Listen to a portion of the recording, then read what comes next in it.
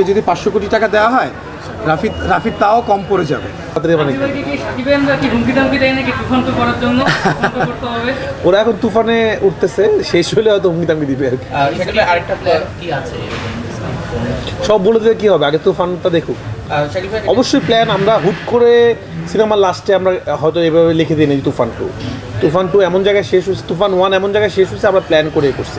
তো তুফান 1টা আপাতত দেখুক, ইনশাআল্লাহ বাকিটা আমরা পরে অফিসিয়ালি ঘোষণা দিব। আপনাদেরকে নিয়ে সিনেমা দেখার প্ল্যান আছে। শাকিব ভাই তো সিনেমাটা দেখবে, আপনাদেরকে সহ আপনাদেরকে একদিন করে আমরা ইনশাআল্লাহ সিনেমা। দেখেন, শাকিব খানের একটা দর্শক আছে। দেখেন, দর্শকটা তো আসলে বড় করতে হয়। ধরেন শাকিব খানের যে দর্শক আছে, আমি বলবো, আমি গতকালকে অনেক দর্শকের রিয়াকশন দেখলাম, জীবনে প্রথম শাকিব খানের সিনেমা দেখেছে এবং তারা বলছে যে আজকে থেকে আমরা শাকিব খানের ভক্ত হয়ে গেলাম। আবার চঞ্চল চৌধুরীর একটা দর্শক আছে, রায়হান রাফির নিজের একটা দর্শক আছে, মিমি চক্রবর্তীর একটা দর্শক আছে, আয়নাবাজির নাবিলার একটা দর্শক আছে, এবং এছাড়া অন্যান্য যে আর্টিস্টরা আছে প্রত্যেকে কিন্তু শক্তিমান অভিনেতা। তো ওই কম্বিনেশনটাই আমরা ঘটানোর চেষ্টা করেছি আসলে। পেয়ে গেছেন না, ওই যে একটা ছিল, ওই যে মনে হয় কে যেন জিজ্ঞেস করছিল পাইরেসি নিয়ে একটা। আচ্ছা, এটা একটু আমি পরিষ্কার করে বলে দিতে চাই সবাইকে। দেখেন, বাংলাদেশে এমনিতে ইনফ্রাস্ট্রাকচার যেটা আছে হলের, সেটা খুবই নাজুক অবস্থায় আছে। আমরা হিমশিম খাচ্ছি প্রডিউসাররা, সিঙ্গেল স্ক্রিনগুলা সেগুলা আস্তে আস্তে আরেকটু স্ট্রাকচার্ড হলে আমরা আসলে ভালো সিনেমা বানানোর একটা সাহস পাবো। তো সেই জায়গায় পাইরেসি নিয়ে আমি একটা কথা বলবো যে, আপনি দেখেন আমাদের প্রথম সিনেমা সুরঙ্গ যখন পাইরেসি হয়ে গিয়েছিল, আমরা কিন্তু এই জায়গাটায় খুবই শক্ত। আমি আবারও জানাতে চাই সবাইকে, এবং আপনারা দেখেছেন যে সিনেমা পাইরেসি হওয়ার সাথে সাথে আমরা যখন ডিবি অফিসে গিয়েছিলাম, এবং তার পরদিনই কিন্তু 2 জন অ্যারেস্ট হয়েছিল। এবং সেই 1 বছর আগে, এবং আমি প্রথম আলোতেই আমি নিউজ দেখলাম, অন্যান্য পত্রিকাতেও নিউজ দেখলাম যে তাদের নামে চার্জ গঠন হয়েছে, 1 বছরেও তারা অব্যাহতি পায়নি, এবং বাংলাদেশের প্রচলিত আইনে 4 বছর পর্যন্ত কারাদণ্ড হতে পারে। সো আমি সবাইকে বলবো, আমি ছোট ছোট অল্প অল্প ক্লিপিং দেখতে পাচ্ছিলাম সোশ্যাল মিডিয়াতে। আমি আমার সমস্ত দর্শক ভাই বোনদেরকে, এবং যারা শাকিব ভাইয়ের ভক্ত, যারা চঞ্চল ভাইয়ের ভক্ত, যারা সিনেমা প্রেমী, তাদের সবাইকে বলবো, তারা হয়তো না বুঝে এটা করেন অনেক সময়, আপনারা এটা করবেন না। এটা করলে এটার যে কনসিকুয়েন্স, যে শাস্তির বিধান আছে, এটা খুবই কঠিন। এবং আমরা এই সিনেমার ক্ষেত্রে তো আমরা খুবই তৎপর। আমি আপনাদেরকে এইটুকু বলে দিতে পারি, যেই হোক না কেন, যেভাবেই হোক না কেন, এই ছবির কোনো ধরনের এই ধরনের যদি চেষ্টা করা হয় বা কেউ যদি করে, সেটা আমরা কঠিনভাবে পদক্ষেপ নেব। এবং আমি সবাইকে ইনফ্যাক্ট অনুরোধ করব, আমার ধারণা শুধু আমি না, এটা যদি আমরা কঠিনভাবে, এটা শক্তভাবে দমন করতে চাই, আমার মনে হয় আমার সঙ্গে অন্যান্য যে প্রডিউসাররা আছে, ইন্ডাস্ট্রি অন্যান্য মানুষ আছে, সবাই আমাদের সঙ্গে আসলে সাপোর্ট নিয়ে তারাও আমাদেরকে সেটা প্রতিহত করতে আমাদেরকে হেল্প করবে। কনফারেন্সে বলেছে রাফিকে যদি 500 কোটি টাকা দেওয়া হয়, রাফির তাও কম পড়ে যাবে। কেন কম পড়ে? বিকজ রাফি আসলে সিনেমাটাকে লার্জার দেন লাইফ দেখে, এবং এই সিনেমার ক্ষেত্রেও হয়েছে। রাফি বলেছে এটা আমার চাই, রাফির সাথে বারবারই নেগোশিয়েট করতে হয়েছে, ঝগড়া হয়েছে। রাফি না, বাংলাদেশের পার্সপেক্টিভে এটা সম্ভব না, আমরা পারবো না। রাফি বারবারই নেগোশিয়েট করেছে যে না, এটা আমার চাই। রাফি কিন্তু নিজের জন্য চায়নি। রাফি একবারও বলেনি যে না শাকিল ভাই, আমার রেমুনারেশন, আমার কষ্ট হচ্ছে, আমাকে একটু রেমুনারেশন বাড়িয়ে দেন, একবারও বলেনি। ও বলেছে যে আমি এই ফ্রেমটাতে এই জিনিসটা দেখতে চাই। তো এটা তো সাধারণ দর্শকের জন্য, সো সিনেমাটার জন্য, সো সেই জায়গাটা তো খুবই পজিটিভ, এবং সেই জায়গায় আমরা আমাদের সাধ্যমতো যতটুকু রেসপন্ড আমরা করার চেষ্টা করছি। আমার মনে হয় রাফি একটু বলুন। একদম, এটা এবং এত বড় রিস্ক বাংলাদেশে কোনো প্রযোজক নেবে না, যেই রিস্ক আমাদের প্রযোজক নিয়েছে।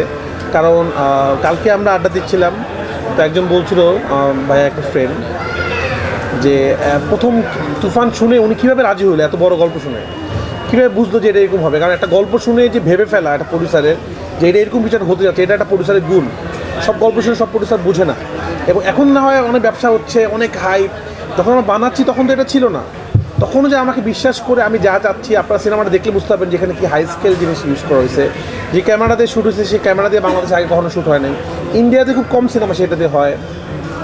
ফাইট যেভাবে হয়েছে বা যেভাবে অ্যাকশন হয়েছে, যে কারগুলো ইউজ হয়েছে, একটা ভিনটেজ কার আপনার সম্বন্ধে জানেন, এগুলা মানে ভাড়া কিন্তু পাওয়া যায় না, এগুলো বিভিন্ন জায়গা থেকে কালেক্ট করতেছে অনেক টাকা দিয়ে, কারণ এগুলো সাধারণত শুটিংয়ে ভাড়া দেয় না, সবার শখের জিনিস। তো আমার এরকম ইয়েই ছিল যে আমার 5টা 6টা, আর জুনিয়র আর্টিস্ট অভাব ছিল না, এবং সেট সব কিছু মিলে অনেক ব্যয়বহুল। তো আমি প্রডিউসার থেকে ধন্যবাদ দিতে চাই, তারা আসলে আমার সব আবদার রেখেছে। এখন হয়তো তার রেজাল্ট পাচ্ছে, আরও ভালো রেজাল্ট পাইতো আমাদের বাংলাদেশের যে হলগুলা আরও ভালো থাকতো, পরিবেশটা ভালো থাকতো, আরও কিছু সিনেপ্লেক্স থাকতো। আমরা আমাদের সিনেমার যে গতি বা যে লেভেলে মানুষের দেখার আগ্রহ, মানে সিনেপ্লেক্স যদি আর 100টা থাকতো 100টাই হাউসফুল যেত আসলে, এক্স্যাক্টলি। কারণ মানুষ টিকিট পাচ্ছে না, তো মানুষের ছুটি শেষ হয়ে যাচ্ছে। সিঙ্গেল স্ক্রিনতে আপনারা যদি দেখেন, ছবি দেখেন, সবাই গেঞ্জি খুলে সিনেমা দেখতেছে। এখন যেই হলে টি শার্ট খুলে সিনেমা দেখে, এবং সেই হলে তো মহিলারা যাবে না, কীভাবে যাবে? তো এই অবস্থার মধ্যে যে তুফান আসলে এত ভালো যাচ্ছে, তো আমরা আশা করি আমাদের স্বপ্নটা এরকম। এই জন্য আমি সব বারবারই বলতেছি, দেখেন আরও যারা প্রডিউসার আছে, আরও যারা ডিরেক্টর আছে, আপনারা সব একসাথেই কাজ করেন, ইন্ডাস্ট্রিটা ভালো হবে। এখন আমাদের সময় একসাথে সবাই মিলে কাজ করে আরও হল বাড়ানো, ইন্ডাস্ট্রিকে ঠিক করা। 1 বছর পর পর সিনেমার উৎসব করে লাভ নেই, প্রতি মাসে উৎসব হইতে হবে আসলে।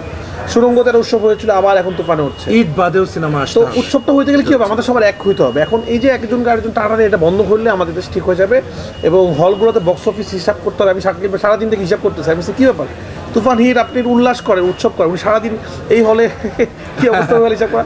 বক্স অফিস থাকলে কিন্তু প্রডিউসার এটা করা লাগে না, সফটওয়্যারে চলে আসবে। তো এই প্রশ্নটা একটু শাকিল ভাইয়ের কাছে জানতে চাচ্ছিলাম, আসলে যে বক্স অফিস আমরা যদি ইন্ডিয়ার দিকে তাকাই, সেখানে প্রতিদিনের হিসাবটা কিন্তু পেয়ে যাচ্ছে প্রডিউসার এবং দর্শকরা সবাই। সেখানেও কিন্তু দর্শকদের একটা সিনেমা দেখার আগ্রহ তৈরি হচ্ছে, যেন এত টাকা সেল হচ্ছে, এত ভালো যাচ্ছে।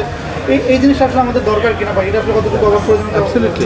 সাথে যদি সংযোজন করতে চাই, এই টিকিটিং ব্যবস্থা বা এই ধরনের কোনো ব্যবস্থা নিয়ে সামনে আসছেন কিনা? বারবারই বলছি যে এটা তো সরকারের কাছে, তথ্য মন্ত্রণালয়ের কাছে। ইনফ্যাক্ট আমাদের যে এখন ডায়নামিক তথ্য প্রতিমন্ত্রী যিনি আছেন, আরাফাত ভাই, উনি অনেক পজিটিভ।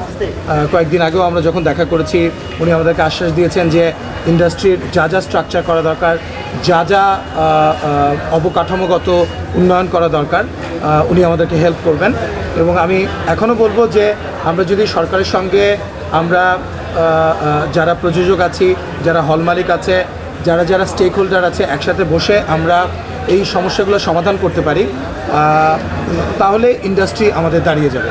রাফি যেটা বলল যে দেখেন, আজকে আমরা একটা সিনেমা বানিয়েছি, এরপরে অন্য প্রযোজকের আরেকটা সিনেমা আসবে, আমরা যদি একজন আরেকজনকে সাপোর্ট করি, তাহলেই তো ইন্ডাস্ট্রিটা দাঁড়াবে।